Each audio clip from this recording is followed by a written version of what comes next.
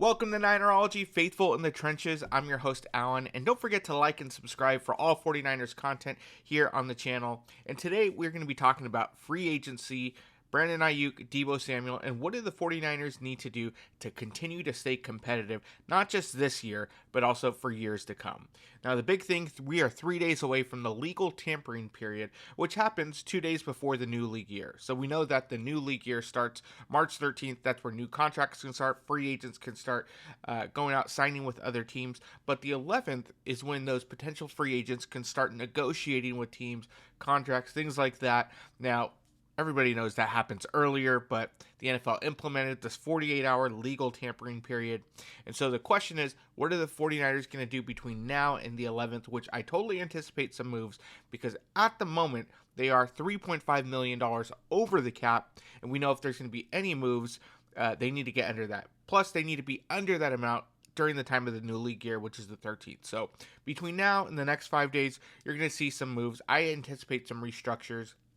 Let's go ahead and just break down the top 6 or 7 players that have the highest salary cap for the 49ers going into the 2024 season. And that's starting with Trent Williams. He's got the biggest hit at $31.6 million, followed by Deebo Samuel at $28.6.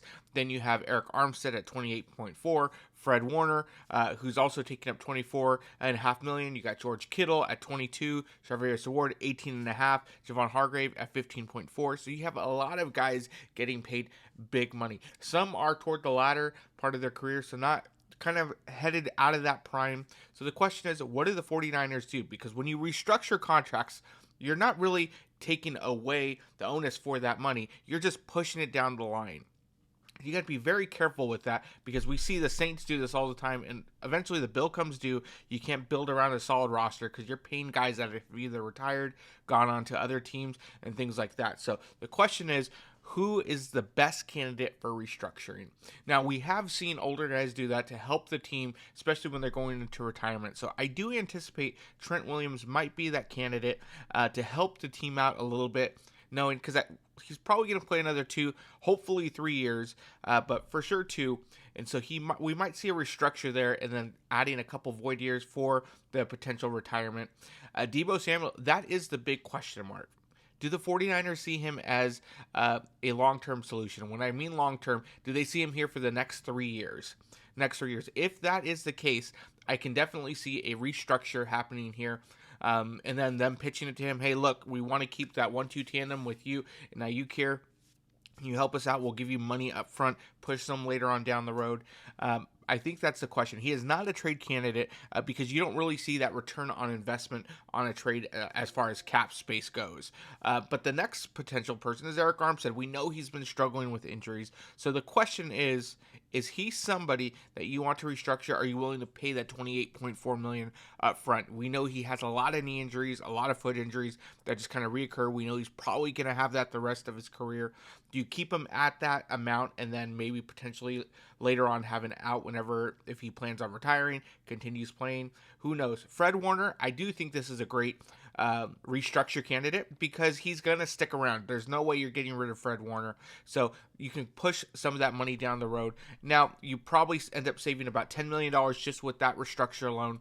George Kittle, 30 years old, takes a lot of wear and tear on his body. You can save about $9 to $10 million, but he is 30 years old. So the question is he going to stick around long term? He did have the best year in a long time this past year, was ranked number 1 tight end according to Pro Football Focus. But like Bill Walsh always says, it's better to trade a player a year sooner than too late. A year too early than a year too late. I'm not advocating for trading George Kittle, but that question goes to, what does Kyle Shanahan want to do? What does John Lynch want to do with George Kittle? I do think we need to keep him around.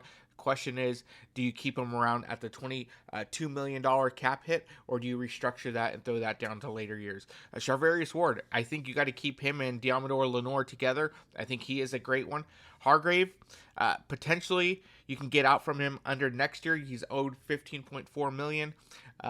If you restructure, you are now committing to an additional 2-3 years with him. So he didn't really play. He played good. He did not play up to his contract. So If it were up to me, I would say let him play out his full 15.4 million. Don't restructure, that way next year you can get out from under his contract and really start building that D line through the draft.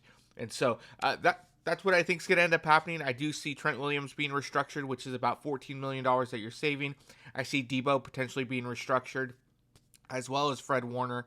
And then I even see Kyle Juszczyk getting an extension. I don't see them getting rid of him. I see an extension there to save some money, but also seeing if he can take a team-friendly contract to stick around, especially with a lot of his best friends there in the locker room. So now the question is, what did the 49ers do during free agency? We know there's huge needs on that offensive line. We know that there's big needs, I think 6 to 7 free agents on the defensive line. What do they do? And then what do you do with the pending contract for Brandon Ayuk? Now, you do save money if you restructure him, because they exercised a 5th-year contract or 5th-year deal on his rookie deal. A 5th-year contract on his rookie deal. And so that means you're paying that guaranteed contract. But if you go ahead and resign him to an extension, you're going to save some of that money and get it back. So I anticipate an extension for Ayuk, but we need to focus strictly on that D-line during free agency. I think you got to bring back Cleveland Farrell. There's rumors that DJ Jones is probably available. I'd say you get him. You could trade for him. He'd only have a $1 million hit, while the current team, the Broncos, would pay the remainder amount. Azeez Al-Shire, you need a replacement for Dre Greenlaw. There's been some rumors, maybe Bobby Wagner, but Azeez knows the system. He's got the culture down. I think he would be a much better fit. Plays kind of that Dre Greenlaw style football. I think he'd be good to slide in until Greenlaw is ready to go in. I think you need to do that. While the offensive line is very important, when you look at long-term for the 49ers, offensive line needs to be addressed during the draft, because if you pick them up during free agency, you are going to overpay for that offensive line. While there are some great guards that are available, you're going to end up overpaying for that when you can just get a very good offensive tackle in this draft, because it is very tackle rich and heavy in this draft. So you get them in the first round, and now you have that rookie deal for the first 4 to 5 years of that contract without having to overpay in free agency. So it's best to pay those defensive ends, which they usually come in surplus. Pay for that in free agency, build that, and then build that offensive line through the draft. Grab 3-4 offensive linemen. I think this is the place where it's okay to go ahead and overget for linemen in the draft, because you're going to get them at a premium. You're going to get them on those rookie deals. This is where you can develop them to be who you want them to be. And then maybe you bring back Feliciano on a very team-friendly deal while those rookies kind of get up to speed. But you really got to shore up that right side of the offensive line, and then plan for a future without Trent Williams. As much as I hate to say this, you got to plan for a future without him. 2, maybe 3 more years of him, so you got to draft his replacement. Maybe start them on the right side. When Trent retires, you swap him over to the left, and that's why you pick up 3 to 4. That way somebody else can be plug and play on that right-hand side. So a lot of moves to be thought of. You got Ayuk and Debo. I think they stick together. The 49ers, Parag, John Lynch, Kyle, figure out a way to get those contracts under them, and then run it back this year with Ayuk and Debo going back at it as the 1-2 tandem at wide receiver. And then again, figure out a way to re-sign Diamador Lenore before he prices you out the following year. And that's all we got here at Faithful in the Trenches Ninerology. So don't forget to like and subscribe to get all of our future content. We'll catch you next time.